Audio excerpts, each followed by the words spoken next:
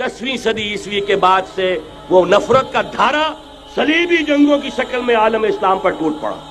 और उसके बाद हाल ही में जो फतह इन्होंने हासिल की, नोट कर लीजिए कि जहां तक प्रोटेस्टेंट मजहब का ताल्लुक है वो तो पहले से इनकी जेब में था। ये वेस्ट का लफ्ज आपने पढ़ा होगा और अखबारात में आता रहा। खलीज की जंग के दौरान वेस्ट पे एक तो कहते हैं ये भीड़ जो काट जाती है मुंह सूज जाता है, एक ये वेस्ट मुखफ़फ़ है। व्हाइट एंग्लो सेक्सन प्रोटेस्टेंट्स सबसे पहले यहूद ने उन्हें शिकार किया, अपना आलाकार बनाया। यही वजह है, आपको मालूम है 1917 में अंग्रेजों के जरिए से उन्हें यह इजाजत मिली कि फिलिस्तीन में जमीनें भी खरीद सकते हैं, जायदादें भी खरीद सकते हैं। बालफोर डिक्लेरेशन, इंग्लिस्तान का वजीर खारजा था जिसने कि ये इजाजत दिलवाई है। वरना यह कि खिलाफत उस्मानिया जब तक कायम रही है, खलीफा उस्मानी तुर्क खलीफा ने इजाजत नहीं दी, इसलिए कि हजरत उमर रजी अल्लाह तआला अन्हु ने, यह भी अब तारीख की एक हकीकत बयान कर रहा हूं जो शायद बहुत से हजरात के इल्म में न हो, कि जब यरूशलेम के ईसाइयों ने सरेंडर किया है यरूशलेम, हजरत उमर आए हैं, तशरीफ लाए हैं मदीना मुनव्वरा से चार्ज लेने के लिए। उस वक्त जो ट्रीटी लिखी गई है, जो मुआहदा हुआ है, उसमें वहां के यहूदियों, यहाँ के ईसाइयों ने तय कराया था कि यहाँ आप यहूदियों को आबाद होने की इजाजत नहीं देंगे। यहूदी आ सकता है, ज़ियारत कर सकता है, अपने मकामात मुक़द्दसा को आकर देख सकता है, यहाँ आबाद नहीं हो सकता। और ये कौन शर्त रख रहा है? ईसाई। उस वक्त तक ईसाइयों की दुश्मनी यहूदियों के साथ इस दर्जे में थी। और यही हजरत उमर रजी अल्लाह तआला अन्हु की वो शर्त थी कि सलातीन उस्मानिया, खुलफाए उस्मानिया ने भी, हालांकि यहूदियों ने बड़ी से बड़ी रिश्वत देने की कोशिश की है, सुल्तान अब्दुल हमीद खान को यूं समझिए कि सीमो जर से खरीदने की कोशिश की है, लेकिन इसके बावजूद उनका कि जो फैसला हजरत उमर कर गए थे, जो कमिटमेंट रजी अल्लाह तआला अन्हु उनकी है, मैं उससे सरे मुंह इन्हिराफ नहीं कर सकता। असल में उसी की तो सदा है जो फ्री मेसनरी के जरिए से खिलाफत का खात्मा कराया गया, कि यही सबसे बड़ी रुकावट है। अगर खिलाफत खत्म न होती और अगर कहीं जिहाद का ऐलान खलीफा उस्मानी की तरफ से हो गया होता, तो ये कही थी बात जब हजरत शेखुल हिंद रहमतुल्लाह अलैह जब ये असीरी में थे माल्टा में, तो वहां का अंग्रेज कमांडेंट उसने क्योंकि वो कुछ मुरीद हो गया था या कम से कम अकीदतमंद हो गया था, एक रोज हजरत शेखुल हिंद ने उनसे सवाल किया उस शख्स से कि आप लोग हमारी खिलाफत के पीछे क्यों पड़े हुए? ये तो बीमार, तुम खुद कहते हो, यूरोप का मर्दे बीमार तुर्की, आपको क्या डर है इससे? आप क्यों इस बेचारी खिलाफत के दर पे हैं? उस शख्स ने जवाब दिया था, मौलाना इतने भोलपन के साथ बात ना कीजिए, हम भी जानते हैं, आप भी जानते हैं, अगर कहीं खिलाफत उस्मानिया की तरफ से जिहाद का ऐलान हो गया तो पूरे आलम इस्लाम से लाखों मुसलमान अपने सरों से कफन बांध कर निकल आएंगे। आज इस गए गुजरे दौर में भी इस कमजोर और यूं समझिए कि नाम नेहाद खिलाफत के अंदर इतनी जान है, इतनी ताकत, लिहाजा उसको खत्म किया गया। और खत्म कराया गया किन के जरिए से? वो जो मुसलमान कहलाते हैं थे फ्री मेसन, मुस्तफा कमाल पाशा फ्री मेसन, और उसके जरिए से इन्होंने सारे काम जो करवाए वो दर हकीकत अपनी साजिशों के जरिए से और मुसलमानों को इस्तेमाल करके करवाए। बहरहाल बात लंबी हो रही है। पहली बात तो यह है कि वही नक्शा उस वक्त का आज भी है जहां तक यहूदियों का ताल्लुक है, लेकिन फर्क ये वाक़ हो गया कि उस वक्त ईसाई यहूदियों के ताबे नहीं थे, बल्कि ईसाइयों और यहूदियों के माबैन दुश्मनी थी। आज यहूदी ईसाइयों पर मुसल्लत हो चुका है। फरंग की रगे जहां पंजे यहूद में है, और आज के फरंग का लीडर अमेरिका है। अमेरिका का सदर यूं समझिए कि वो इन यहूदियों का गुलाम है। मजाल नहीं कि उनकी मर्जी से इधर से उधर हो जाए, और अगर कोई गलती से इधर से उधर हो जाए तो उसका पत्ता चाक हो जाएगा।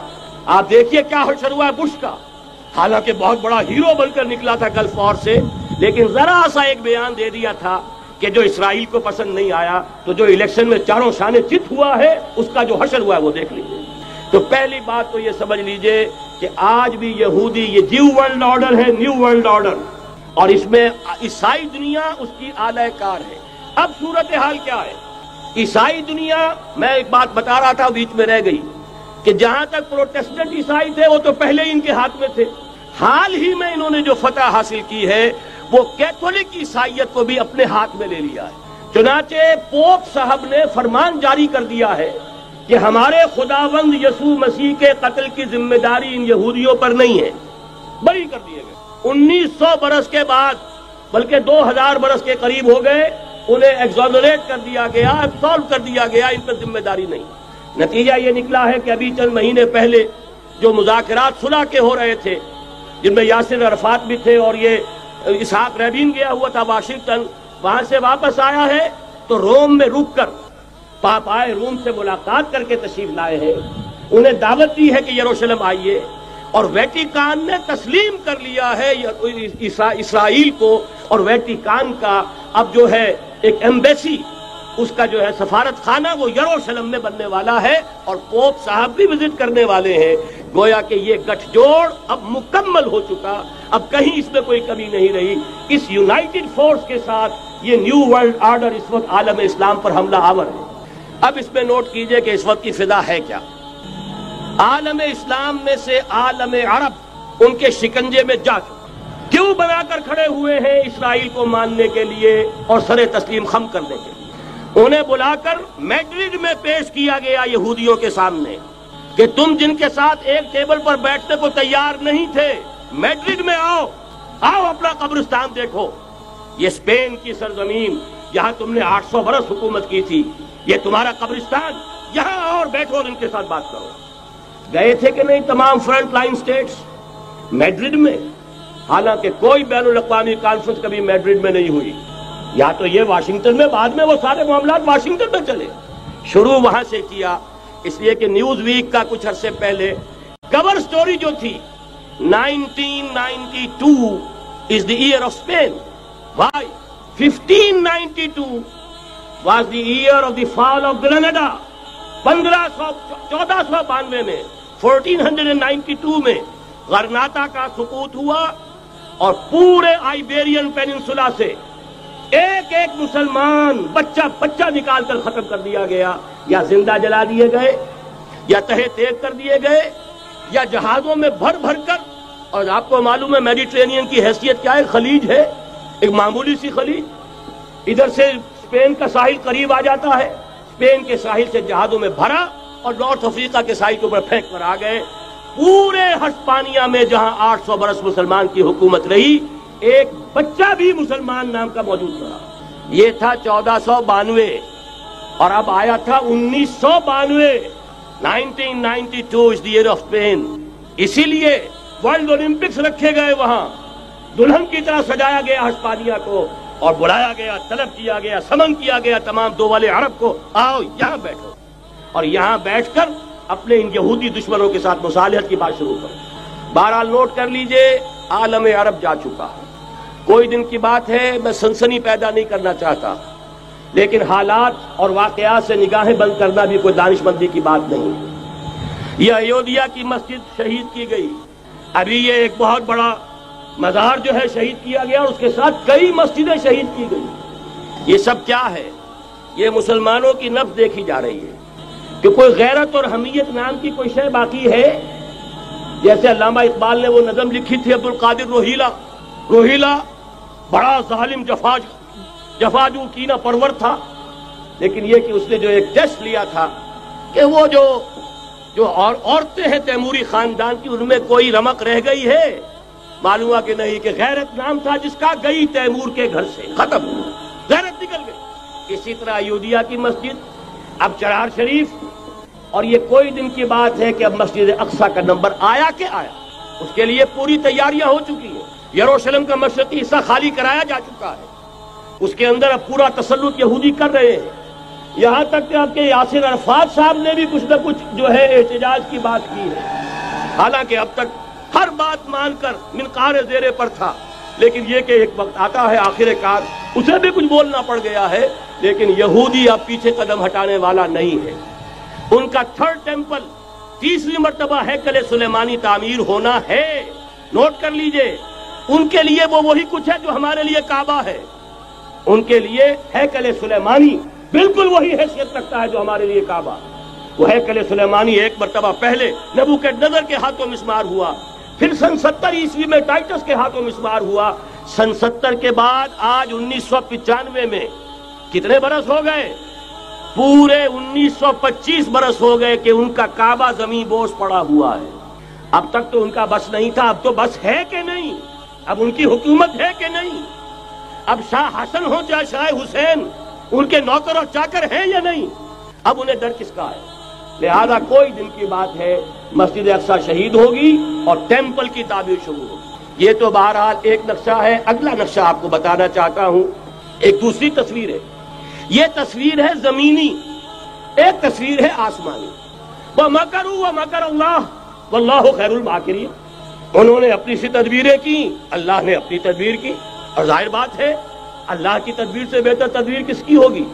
چنانچہ یہودیوں کی سازشیں اس وقت بھی ناکام ہوئی تھی یا نہیں؟ ظاہر بات ہے جاء الحق وزهق الباطل ان الباطل كان زهوقا. لہذا یہ آیتیں دونوں اعلان کر رہی ہیں کہ یہودیوں کی سازشیں بالآخر ناکام ہوں گی اور دین حق کا بول بالا ہو کر رہے گا. یہ تو ان آیتوں سے ظاہر ہے. یریدون لیطفئوا نور اللہ بافواہہم واللہ متم نورہ ولو کرہ الکافرون. یریدون ان یطفئوا نور اللہ بافواہہم ویابى اللہ الا یتم نورہ ولو کرہ الکافرون. هو الذی ارسل رسولہ بالہدى ودین الحق لیظہرہ علی الدین کلہ ولو کرہ المشرکون. اللہ نے تو بھیجا ہی ہے اپنے رسول کو اس فیصلے کے ساتھ اور یہ ذمہ داری اور مشن دے کر کہ جو دین حق آپ کو دے کر بھیجا جا رہا ہے اسے غالب کیجئے، نافذ کیجئے، قائم کیجئے. اس مشن کے ساتھ بھیجا جا رہا ہے اور وہ بہرحال آیا جاء الحق وزهق الباطل ان الباطل كان زهوقا. لیکن نوٹ کرنے کی بات یہ ہے، ذرا یہاں تھوڑا سا تحمل کے ساتھ غور کیجئے گا، کہیں میرے خلاف کوئی فتویٰ دینا شروع کر دیں. کیا حضور کا مقصد بعثت اس وقت مکمل ہو گیا تھا؟ ایک درجے میں ہو گیا کہ جزیرہ نما عرب پر اللہ کے نور کا بھی اتمام ہو گیا، اللہ کا دین بھی غالب ہو گیا کہ نہیں ہو گیا؟ لیکن کیا محمد الرسول اللہ صرف عرب کے لیے بھیجے گئے تھے؟ قرآن کہتا ہے ببانگ دہل وما ارسلناک الا کافۃ للناس بشیرا ونذیرا. اے محمد صلی اللہ علیہ وسلم، ہم نے نہیں بھیجا ہے آپ کو مگر پوری نوع انسانی کے لیے بشیر اور نذیر بنا کر. تو جان لیجئے کہ یہ مقصد بعثت محمدی صلی اللہ علیہ وسلم بتمام و کمال اس وقت پورا ہوگا جب کل عالم انسانیت پر، کل روئے ارضی پر اللہ کا دین اسی طرح غالب ہو جائے گا جس طرح کہ محمد رسول اللہ والذین معہ صلی اللہ علیہ وسلم ورضی اللہ تعالی عنہم اجمعین، ان کے ہاتھوں سے، ان کے ایثار سے، ان کی قربانیوں سے، جن کا نقشہ آپ کے سامنے مولانا کھینچ چکے ہیں، ان کے اثار، ان کی قربانیاں، ان کی محنت، ان کی جفاکشی، ان کی سرفروشی، ان کے جان تن من دھن لگا دینے کے نتیجے میں جیسے اس وقت غالب ہوا تھا کل روئے ارضی پر غالب ہوگا، تب کہیں جا کر مقصد بعثت محمدی مکمل ہوگا. یہی وجہ ہے اقبال نے کہا تھا وقت فرصت ہے کہاں، کام ابھی باقی ہے، نور توحید کا اتمام ابھی باقی ہے. لیکن ساتھ ہی خوشخبری بھی دی تھی، یہ چمن معمور ہوگا نغمہ توحید سے. آئے گا وہ دور، یہ چمن معمور ہوگا نغمہ توحید سے، لازماً آتا رہے گا.